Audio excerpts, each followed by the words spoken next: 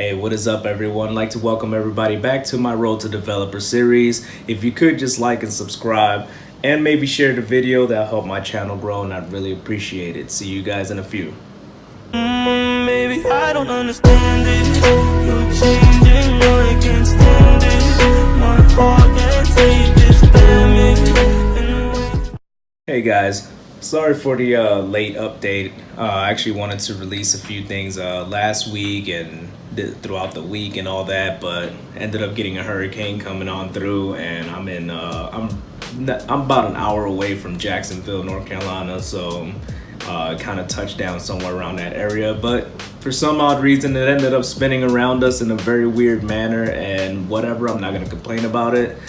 So I wasn't really affected too much by it, just a lot of rain and wind, and ended up putting some piece of paper in my yard. I was a little bit mad about that. It tipped over my trash can. So yeah, that's about the extent of what I got over here. So not too bad. Also got really busy with Lambda School, and so wasn't able to go into a lot of the details of things I wanted to do. I had a video kind of ready, but then it was ugly and a lot of stuff happened, so sorry about that. Did want to go over week 2 and week 3. So before I go any further, there are a few channels and some material that I do want to share. Some of them are from friends of mine from my cohort, and so if you want to get a deeper dive into what it's like to be a Lambda student, I put them down below. So go ahead and just hit the little read more button that's down there, and you'll see some cool links. I also do have a referral link down there, so just a side note, Lambda didn't tell me to do anything like that or whatever to put it in there. It's just a program that I signed up for as a YouTuber, and all it is you go through the course and I get $250 once you graduate. I think you also get $250. Just make sure you read the fine prints and whatever, and but it would really help me out. So all right, moving on to the real material. So week 3 of Lambda School, we were tackling JavaScript. I've been doing JavaScript on my own for a while, and I know some of the other people in my cohort were too, and it was kind of a fun and challenging week at the same time. It was a lot of stuff that I personally kind of steered away from, and I shouldn't have. I should have gone more towards it, but it's really hard to find challenging material, and so that's where my issue comes into play when it comes to self-learning. A lot of times when you're self-learning, you don't have anybody tossing problems at you. You're kind of finding your own problems. So your problems are as hard as you make them. When you have people tossing problems at you, it's a lot harder. It's not something that you came up with. We had to do higher order functions. We had to do constructor functions. We had to do class, which are amazing. I've always loved class. That was really easy to pick up after doing constructor function. We had to loop through arrays in a regular manner and then loop through them with the higher order functions. And higher order functions is always something that kind of interested me, but not a lot of sources that break it down in the way that Lambda School break it down, where they're forcing you to do, you have to do this, so you kind of figure things out as you go along just by doing. So you can't just watch somebody, you have to do and apply. So that was week 3. A lot of JavaScript, very fun. A lot of the morning challenges that we got were really related to the stuff that we were actually doing, and so some of it were things that you were just gonna learn that day that you didn't learn yet. It prompts you to search for answers, Google things and all that before it's taught to you. That way, when it's taught to you, you're kind of like, oh, okay, that makes sense, or at least you're already familiar with the subject. Now, a side note. A lot of people have asked me about entry into Lambda School. Now, I do know that eventually they plan on going into a project-based entry where you do the 101 bootcamp, and then from there, your project gets evaluated, and then they interview you, and they do something like that. As of right now, I don't think that's the process yet. My advice to anybody who goes through it is, 1, take as much time learning the material as you can. Don't just skip past the 101 boot camp, especially if there's some things that you're not too familiar with. Build some things on your own first. Make sure that this is what you want, because 7 months is a really long time, especially if you're doing a full-time course, or a full year if you're doing a part-time course. But the interview process for the most part is you apply, they'll accept you in for the 101 boot camp. You'll do that, and I think it's about a week or so long, and every night they have a new video. They do have a Slack channel that you get into where you can communicate with other potential students. Maybe even some of the students actually drop by every now and then. Me and a few other people tend to come in and help answer questions. You kind of get a good feel for what attending actual Lambda School is while learning some stuff.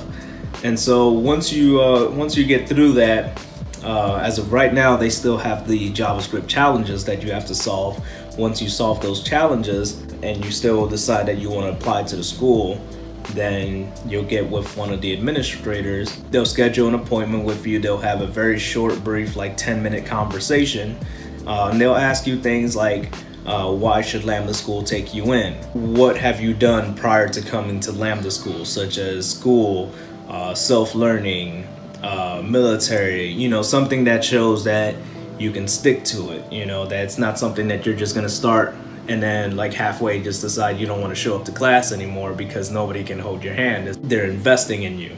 And so if you don't get paid in the end, then Lambda School doesn't get paid in the end, which can be a big problem, and it'll ruin this model for everybody else. So they want to make sure that you're somebody who loves to code, loves this whole thing that we're trying to do, and that they can make a profit out of in the end. And by the way, if you don't get accepted, don't take it as a bad thing.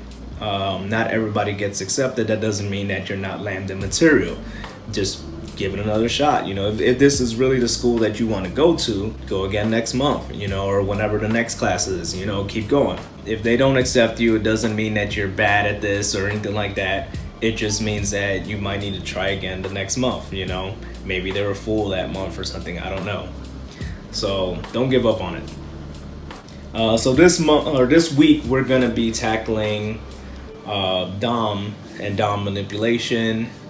So we're gonna have DOM 1, DOM 2, applied JavaScript projects that pretty much put everything together. And then after that, we're gonna be having project week, which is where we don't have any lectures for that whole week. I don't know if we have any meetings or anything like that throughout the week. We might have some stand-up meetings just to kind of go over our progress, see how we're doing, see if there's any blockers, any problems we're having, things like that.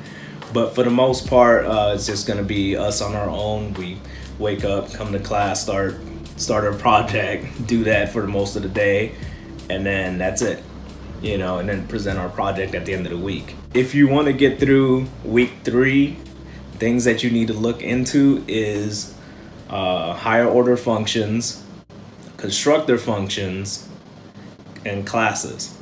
So look those up before anything else. And you also need to look up closures. So we had closures and callbacks, and those are very weird subjects. Closures are pretty much like if you have a variable in this function and then you have a function that's inside of that function, can that variable that's on the top layer be used by the function down below, and why? So not just can it be, that's an easy yes or no answer.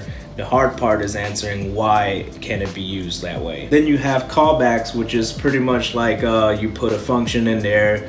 Let's say you have 3 arguments. The first argument is just argument 1, second one is argument 2, and third argument is callback. And then you just return the callback with argument 1 and 2, and whole complicated series, but that's pretty much how you would build, like, say, a calculator or something like that. So really cool, neat stuff. A little bit confusing if you don't find the right material on it. Those are the things that you need to look into if you want to be able to have a good time during week 3.